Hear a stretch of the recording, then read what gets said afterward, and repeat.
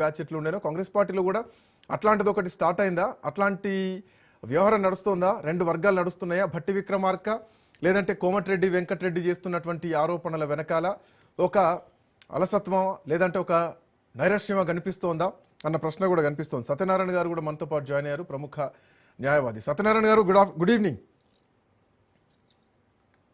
Good evening Srikanth గారు. సత్యనారాయణ గారు, ఏం జరుగుతోంది? ఈ నోటీసులను ఎట్లా చూస్తున్నారు? ఒక న్యాయవాదిగా మీరు ఏం చెప్తారు ఈ నోటీసుల పైన? ఈ నోటీస్ అంటే ఇప్పుడు హరీష్ రావు గారి ఎక్కడో స్మెల్ ఉన్నట్టుంది, అందుకనే సిట్ వారికి నోటీస్ చేయడం జరిగింది. అంటే మనం గతంలో చూసుకున్నాము, ఏదైతే సుప్రీంకోర్టు ప్రభాకర్ రావు గారు జూబ్లీహిల్స్ పోలీస్ స్టేషన్ లో సరెండర్ కావాలి, సహకరించాలని చెప్పడం జరిగిందో అక్కడ నుంచి కూడా కొంత పరిణామాలు మారుతా వచ్చినాయి. వివిధ బట్ అదే స్మెల్ మీరు అన్నట్టు అదే స్మెల్ ఉంటే కనుక చక్రధర్ గౌడ్ కేసు విషయంలో సుప్రీంకోర్టు అసలు ఆ విషయాన్ని పట్టించుకోలేదు, అది పెద్దగా చెల్లదని చెప్పి సుప్రీంకోర్టు రిజెక్ట్ చేసినటువంటి విషయం. ఇంకా అది కాకుండా ప్రభుత్వానికి ఎక్కడ స్మెల్ వచ్చింది? అదే ఇప్పుడు ప్రభుత్వానికి కదా, అది సుప్రీంకోర్టు, అదే సుప్రీంకోర్టు మరి ప్రభాకర్ రావు గారిని అరెస్ట్ చేయొద్దని చెప్పి కూడా గతంలో చెప్పింది.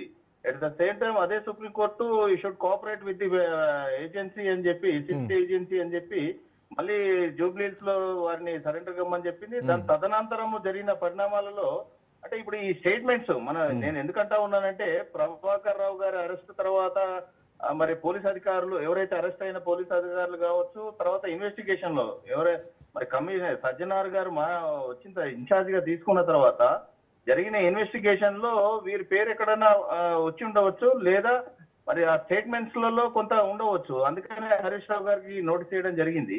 సో విచారణలో ఇంకా జరుగుతా ఉన్నది కాబట్టి మరి హరీష్ రావు గారి సమాధానాలు అంటే వీరిచ్చే స్టేట్మెంట్ కావచ్చు, ఆల్రెడీ ఈ కార్ రేస్ విషయంలో ఏసీబీ విచారణ చేసింది. స్టేట్మెంట్ ఇచ్చారు, వారి యొక్క స్టేట్మెంట్ కంపేర్ చేస్తారు. సత్యనారాయణ గారు చేసిన తర్వాత it will be decided. Satyanarayana గారు, ఏసీబీ ఇప్పటికే ఈ కార్ రేస్ విషయంలో ఎంక్వైరీ చేసింది. Bhusani of course Kaleshwaram project విషయంలో కమిషన్ భూసాని వెంకటేశ్వర్ల కమిషన్, అఫ్ కోర్స్ ఈ రిజర్వేషన్ సంబంధించి భూసాని వెంకటేశ్వర్ల కమిషన్, డెడికేషన్ కమిషన్ వేస్తే ఆ కమిషన్ బలహీనంగానే ఉంది. కాళేశ్వరం ప్రాజెక్టు విషయంలో వేసినటువంటి ఎంక్వైరీ ఏదైతే ఉందో అది సిబిఐకి ఎంక్వైరీకి మీరు పంపిస్తే ఇప్పటివరకు సిబిఐ నుంచి టేకప్ లేదు. సో ఇవన్నీ విచారణలతో కాలయాపనే చేస్తున్నారు. ఐ మీన్ టు సే, మీరంటే నేను మిమ్మల్ని అనట్లేదు, కాంగ్రెస్ పార్టీ విషయంలో ప్రభుత్వం విషయంలో మాట్లాడుతున్నారు. విచారణలతోటి కాలయాపన చేస్తోంది. అమృత్ టెండర్ల విషయంలో స్కామ్ జరిగింది అని కేటీఆర్ మాట్లాడితే కేటీఆర్ని విచారణకు పిలుస్తారు. పొంగులేటి శ్రీనివాసరెడ్డి కొడుకు భూ కబ్జాలకు పాల్పడితే ఈ విషయంలో సిట్ ఎందుకు వేయలేదు, ఎందుకు స్మెల్ రాలేదు అన్న ప్రశ్న ఈరోజు బీఆర్ఎస్ పార్టీ సంధిస్తోంది. రోహిన్ రెడ్డి తుపాకీతో బెదిరిస్తే ఏఐసిసి కార్యదర్శి సంపత్ తుపాకీ పాయింట్ బ్లాంక్లో పెట్టి 8 కోట్లు డిమాండ్ చేస్తే ఎందుకు మరి సిట్టు వేయట్లేదు అన్నటువంటి ప్రశ్నలు కూడా ఈరోజు ప్రజల్లో ఉన్నాయి.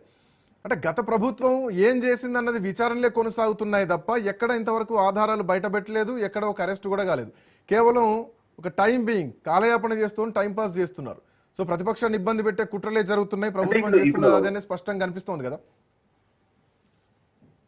శ్రీకాంత్ గారు, ఇప్పుడు కాళేశ్వరం ఏదైతే ఉన్నదో మీరు అన్నట్టు సిబిఐకి with the permission of the assembly, అంటే అసెంబ్లీలో ఒక తీర్మానం చేసి దాని మీద for deep investigation or enquiry సిబిఐకి అప్పచెప్పినారు. CBI it will comes under central government.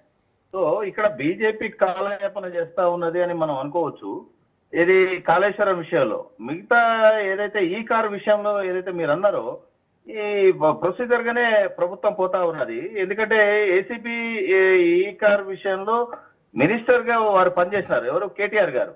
So minister ను అరెస్ట్ చేయాలన్నా, మినిస్టర్ మీద ప్రాసిక్యూషన్ అంటే ప్రాసిక్యూషన్ కు అనుమతి కోరాలంటే దీంట్లో గవర్నర్ గారి సత్యనారాయణ గారు యాజ్ అన్ అడ్వకేట్